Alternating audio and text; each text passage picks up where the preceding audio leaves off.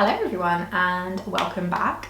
Welcome to the first video in 2025. Yes, we are like nearly 3 weeks into the year. It's a little bit later than I had planned on doing this video, but I felt like I couldn't not film a yearly favourites from last year, and there's other videos that I have in the pipeline, but I felt like I couldn't film anything before I had filmed my favourites from last year. I really did take a bit of a step back from consuming makeup last year. I didn't buy a whole lot of new products, and I think my favourites really reflect that because they are A, very well used, as you would expect, and B, if you've watched my videos from last year, I don't think any of these will be a surprise. They're not going to be new products to you, and they are products, I think all of these I used for at least 6 months of the year, so for me that is what makes a favourite. I haven't included anything from, you know, the last couple of months because it's a yearly favourites at the end of the day, so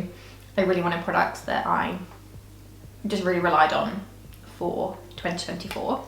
So I really hope that you enjoy. If you do make sure to hit the thumbs up button and subscribe if you're not already. My name is Millie and I do beauty and lifestyle content, so yeah, do make sure you are subscribed if you're not already, and let's get into it. So I am actually going to start with an SPF favourite, and I don't typically talk about my SPF when I'm doing get ready with me's and just other kind of makeup videos, because for me SPF is more of a skincare step, so I don't really count it when I'm talking about makeup and things like that. But I did have one that I really enjoyed, and obviously wearing an SPF is super important all year round, so I did want to share my favourite one from the year, and I also used this in 2023 as well. So this is the Beauty of Joseon Sun Relief SPF 50, and you can see how slim this SPF is because I've used the living daylights out of it. I just absolutely love it. It's a really nice, very thin consistency. So as you can see, it's super runny and lightweight, but I just love it. I find it blends into the skin so well, and it does genuinely just feel like another layer of moisture.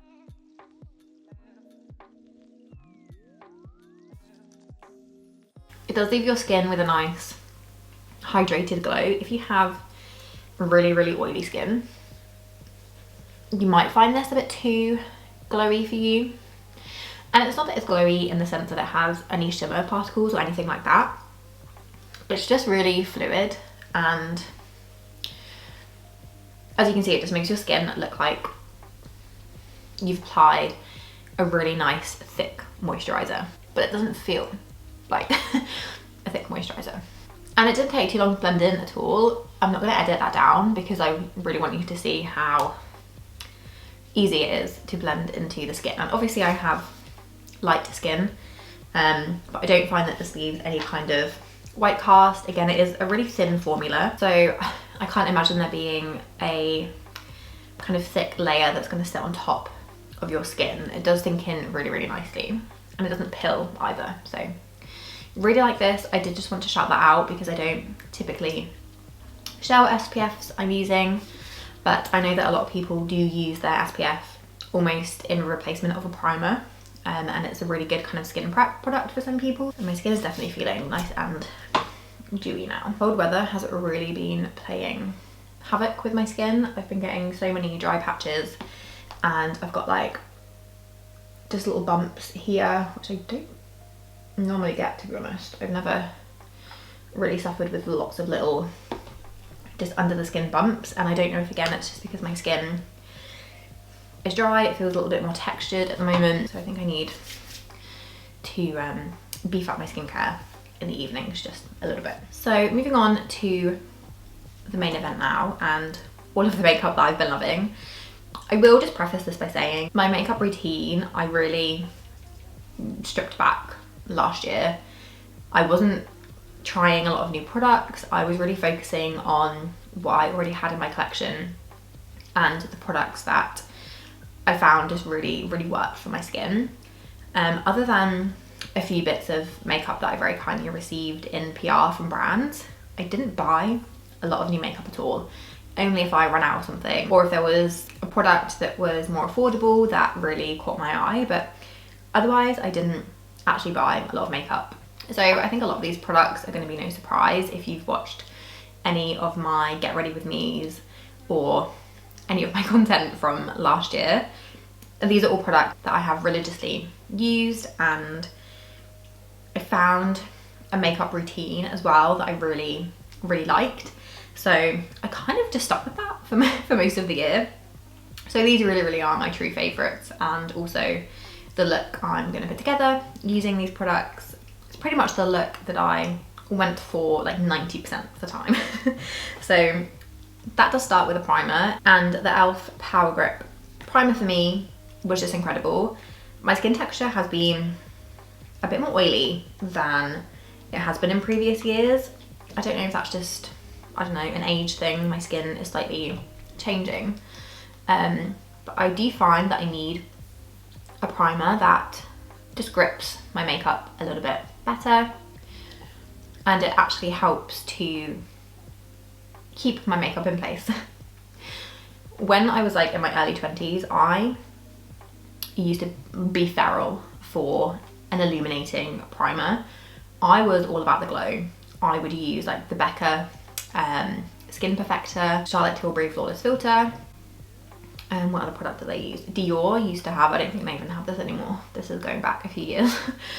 They had the Dior Glow Maximizer, which was in like a white squeezy tube, and it had a pump.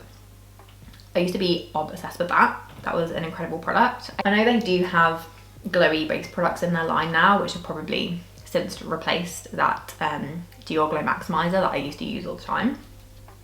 But yeah, I used to be just obsessed with the glowiest of glow, and I think my skin could take it back then, but now it's getting a bit oily. I need something that's just going to help stick my makeup in place. It isn't going to be too oil producing throughout the day. So yes, I have been loving the e.l.f. Power Grip. I have repurchased this. So this is my second tube. I repurchased it straight away because I just really find it does make a difference with how my makeup looks and wears throughout the day. I know there are so many people that don't believe in primers and prefer to use a nice moisturizer and SPF combo, and that's, you know, as much as they need. And I do think it really does depend on your skin type, what look you want from your makeup. You might really like a super dewy, glowy complexion, therefore using an illuminating primer is going to help you get there. Some people might need a little bit more smoothing, and their moisturizer just might not be enough for them. So I do think it depends.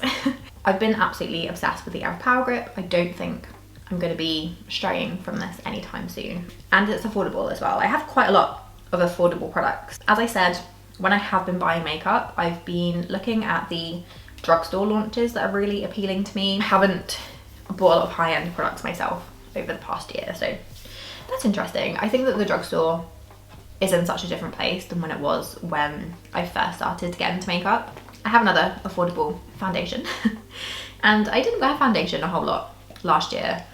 I was heavily relying on my NYX Bear With Me Serum Concealer, which may or may not be in this video.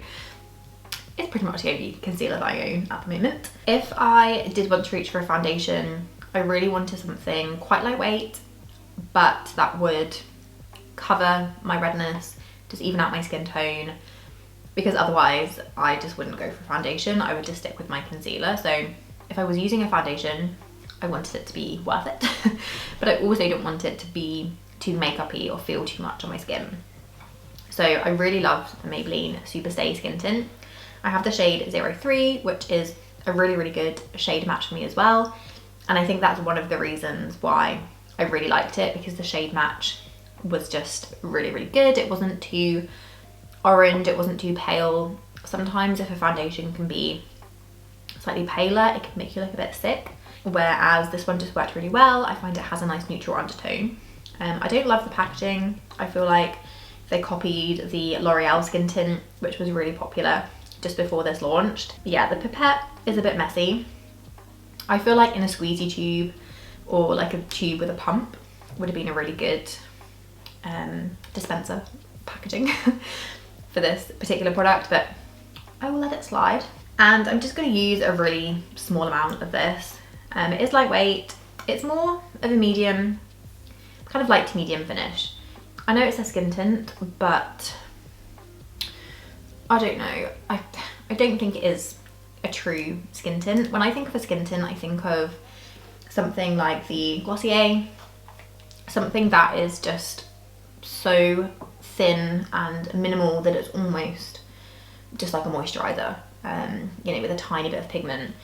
This does feel a little bit more makeup-y and, you know, foundation-like, but not in a negative way. I just think it's not skin tint. So I've just done a couple of swipes across my skin, mainly focusing it around my jawline and my mouth, where I have quite a lot of redness at the moment. I think it's just been so cold the past few weeks in the UK, and my skin always freaks out when the temperature drops. Every winter I have the same kind of issues, so I'm not surprised. But it is slightly annoying, and it just makes makeup application not, I don't know, it doesn't go on as smoothly. So that's just one layer. I'm not going to do any more. As I said, my skin is just a bit drier. It's a little bit more textured, so I just don't really want to apply lots of product. But it gives the skin a really nice natural finish. It does set down, and I do find that it lasts really, really well. Another reason why it has become a favourite of mine, because it's a very reliable formula, and it does stay put all day. So I really like that, especially for a lighter weight foundation. Oftentimes, if you want something a bit more lightweight, a bit more minimal, you then have to compromise on longevity, whereas this kind of gives you the best of both worlds. So for my concealer, of course, I have pulled out my NYX There With Me Serum Concealer. This is the best concealer that I have ever tried. Regardless of 2024 favourites, like, this is a life favourite for me. I think NYX just did such a great job with this formula. It's the most flattering, lightweight, serum-like concealer that I've ever tried. And if you have dry skin, if you have fine lines under your eyes, I don't know, just anything that you don't want to be enhanced, you know, this concealer is amazing. It's so thin, yet it does have quite a lot of pigment to it, so you can apply quite a little amount, quite a small amount, and it just never looks too much. It's also very spreadable. I think, again, because it's so thin but pigmented, you can really just kind of blend the product across the skin, and you're not having to use an excessive amount. The shade that I have is unknown to me. What's the shade? Oh, there we go. Light. And it's a really good shade match for me. It's pretty brightening underneath my eyes, and I just find it does a really nice job at reflecting the light. It gives your skin just a really nice bouncy, hydrated look. It doesn't look flat. And in the summer, if I didn't want to go in with a foundation, I would just use a bit of this concealer under my eyes and just dot a tiny bit around the rest of my face.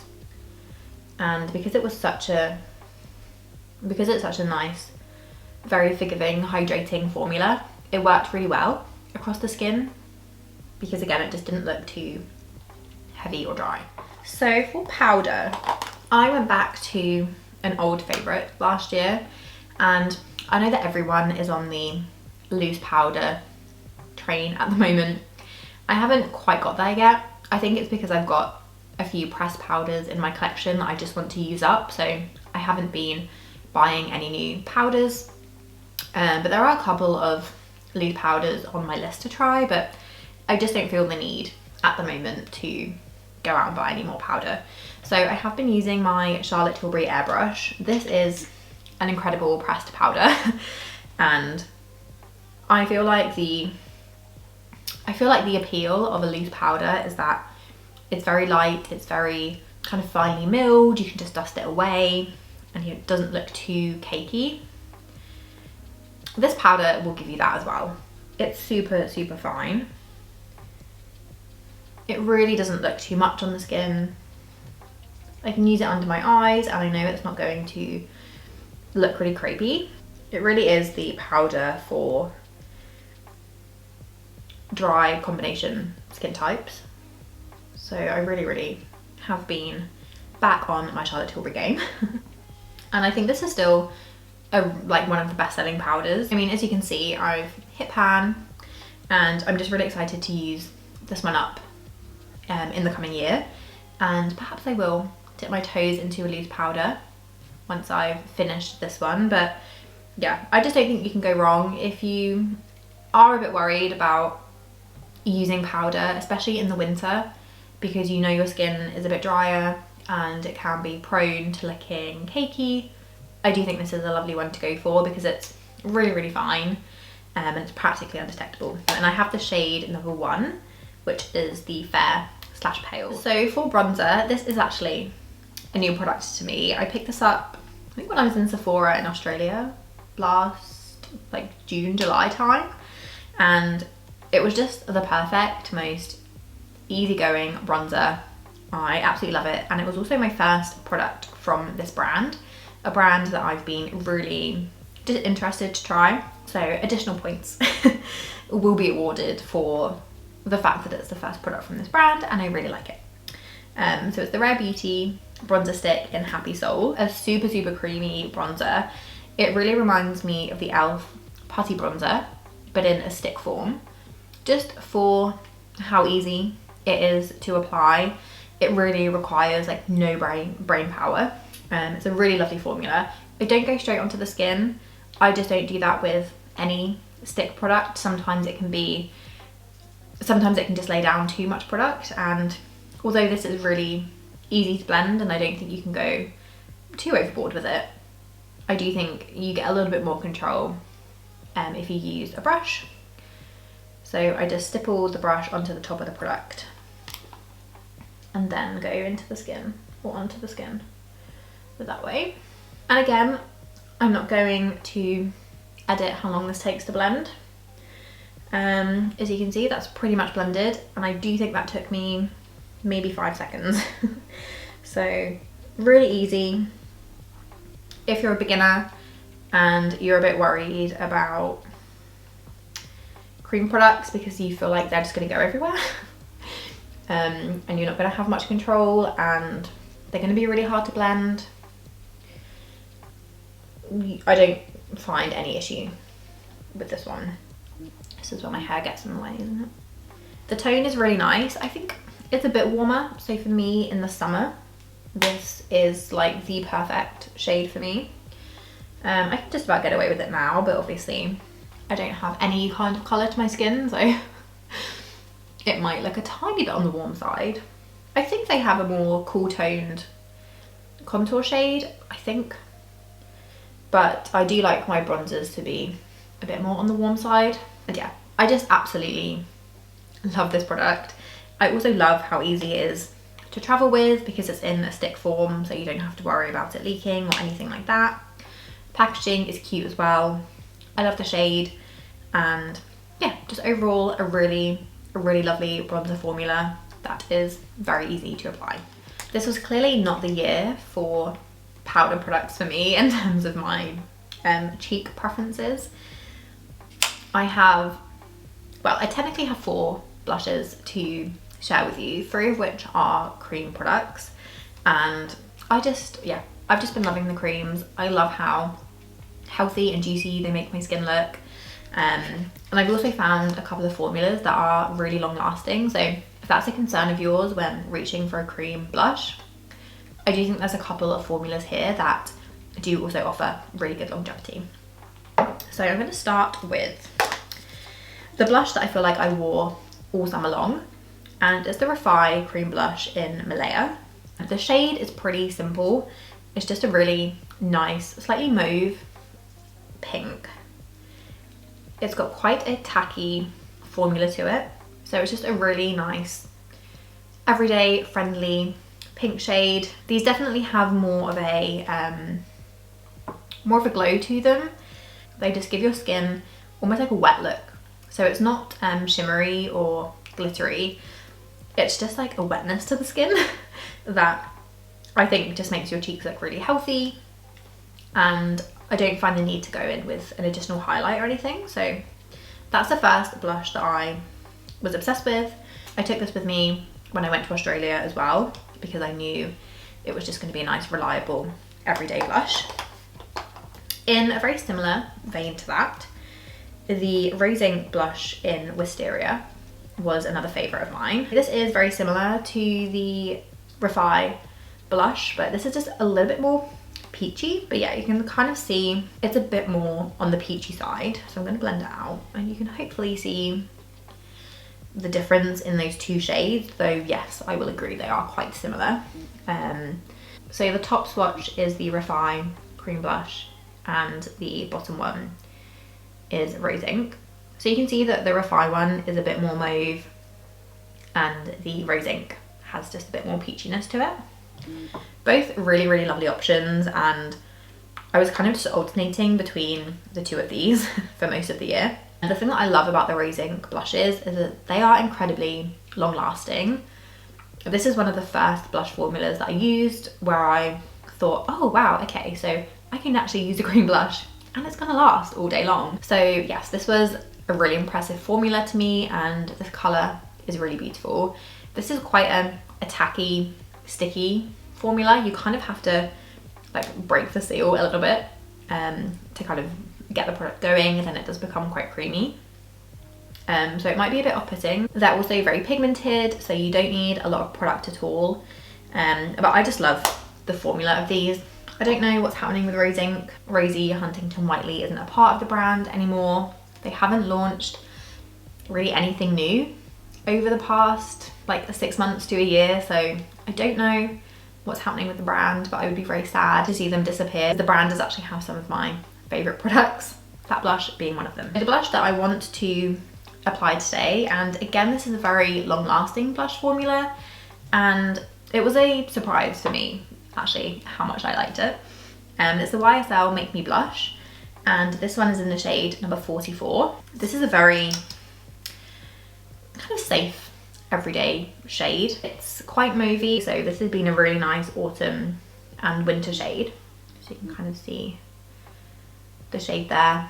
When you blend it out, you know, it isn't as deep and intimidating. It's just a really nice pink shade. I am going to apply this one today. So this is more of a liquid blush. You have the doe foot applicator. The shade range was a little bit interesting. At least for me, my preferences, there was only a couple of shades in the range that I deemed wearable. But again, that's just my own personal preferences. The brand did send me a couple of shades to choose from, and this one by far was my favourite. I just think it's a really nice everyday shade. You don't have to think about it too much. It kind of just goes with everything. So I am going to apply a bit on the back of my hand. I should have just kept the bit of product that I just wiped off. And again, I don't like to go straight onto my skin with the doe foot. These do dry very quickly, so I find that the best way to apply them is to just get a bit of the product on the back of your hand and then go in with a stipple brush and just start to build up the product. So these are quite pigmented. They do set down. They have more of a kind of natural matte finish to them, but I find them incredibly long lasting. And I do think that once you get the hang of the application, you know, you do have to be a little bit more patient. Like, you can't just slap it on and hope for the best. I do find that they take a little bit of building. Yeah, I really like them. I really like this shade as well. And I wasn't expecting to really fall in love with a liquid blush. I don't know why, I just thought they wouldn't really be my cup of tea, but I will eat my hat and I will admit these are really, really lovely. So I have gone in with a few layers. So as I said, you know, these are not like the most foolproof, really quick and kind of fuss-free makeup experience. But if you do have the patience and you can kind of sit and finesse, I do think that the outcome is very much worth it. And oh my gosh. And again, they do set down and they last incredibly well throughout the day. As far as cream blushes go, I would say the YSL Make Me Blush, the Rose Ink, and probably the nude sticks. Like the matte ones, I think. Those are the most long-lasting cream blushes that I've personally come across. So if that's a really big factor for you, I would recommend those 3. But the YSL for me has just come on top a little bit. And then, I don't know, a bit of a wild card perhaps. And I don't know if it's because I've been using this palette as a mirror pretty much every single day because it has a lovely mirror. This is quite an old Hourglass ambient lighting palette. They obviously come out with a rendition of this every year. But this bright pink shade here in the corner, I believe this one is their blush in Surreal Effect. So that's a specific shade that I'm recommending. I just love the bright pink. I'm gonna apply a tiny bit on top of the YSL blush, but we're gonna try and not look like a clown. I really like Hourglass. I think their powder formulas, you know, their blushes, their bronzers are just so exquisite.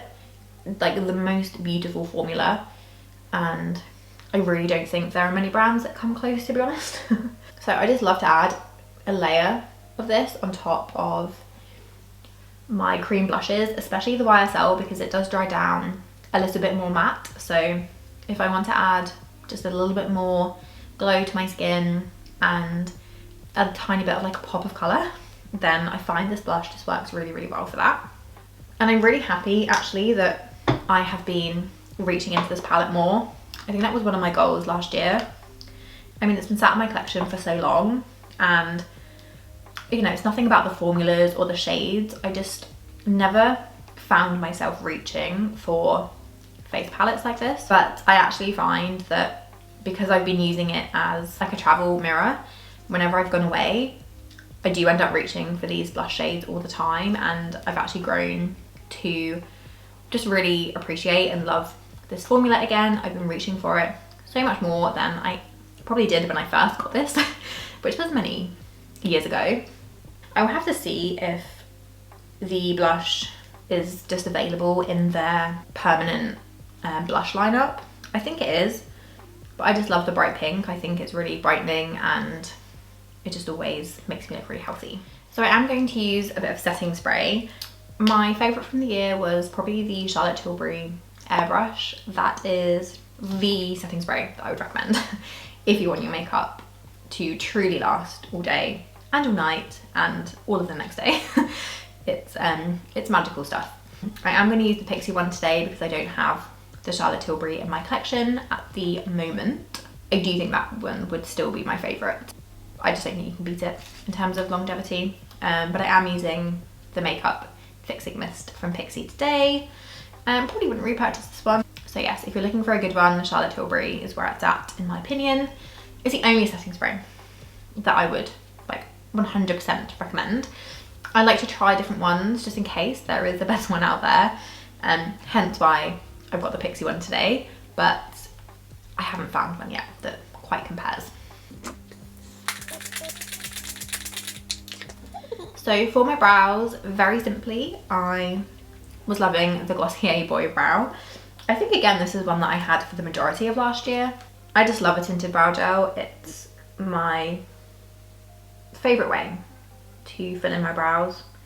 It always has been, and I think it always will be. And I love the Glossier Boy Brow. I just don't think you can go wrong. I tried the e.l.f. one as well. Perhaps that was earlier, actually, in the year. But it dried out really, really quickly.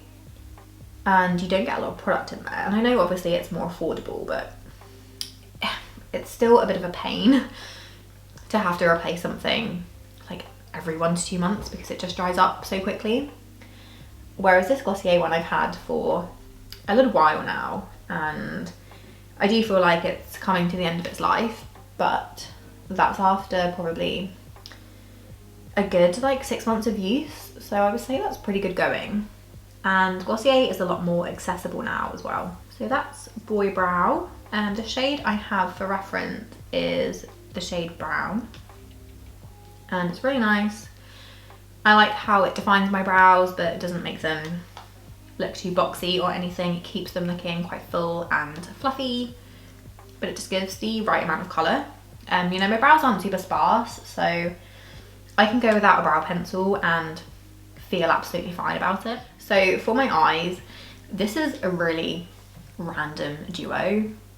I mean, I don't even know how I came about using the two of these, but I would be lying if I said it wasn't the eye look that I was pretty much exclusively doing on a daily basis. I didn't want to include like a big eyeshadow palette just because I think in my head that would be maybe a bit of a more of a popular pick, if you know what I mean. These two products might not be very popular, might be a bit random, but I love them and I love the eye look that I can create with them. So the first one is the Revlon Colour Stay eyeshadow in Praline. This is a really lovely light shimmery taupe, a really nice one and done shade if you want something that's a little bit more brightening. I have a couple of what I would class like one and done cream shadows in my collection, and if I was to compare this to something like the Charlotte Tilbury Oyster Pearl, that one is a little bit more smoky. It's a bit more bronze, it has a little bit more depth to it. It's still really nice all across the lid, but if I want something that's a bit more brightening, a bit lighter, this almost gives me like a kind of icy finish, which I know has been really popular. I just love it. I think it's great and it's very long lasting as well. So I just take my finger, dip that in there, and then just go straight onto my eyelids with that. And you really don't need to be too like precise with this. And again, that might just be a shade thing because the shade is a bit lighter, so it just kind of blends into my skin really well. And I have used this in quite a few videos, so I don't think this is going to be a surprise, but on a daily basis, I do genuinely reach for this cream eyeshadow a lot more than I thought I would. When I first bought it, I thought it would be almost a bit too light, but actually I really like how brightening it is. So that's the eyeshadow, really easy. I'm using this as a mirror. It doesn't even have a mirror. I literally just looked into it like that. Getting crazy. Really long lasting. I would love to pick up a couple more shades because I do really like the formula. I find them really easy to apply. Mine hasn't dried out either, and I've had that, I don't know when I bought it, but a good chunk of the year, definitely more than 6 months. So, you know, it's not feeling at all dry. So I think that's a real bonus.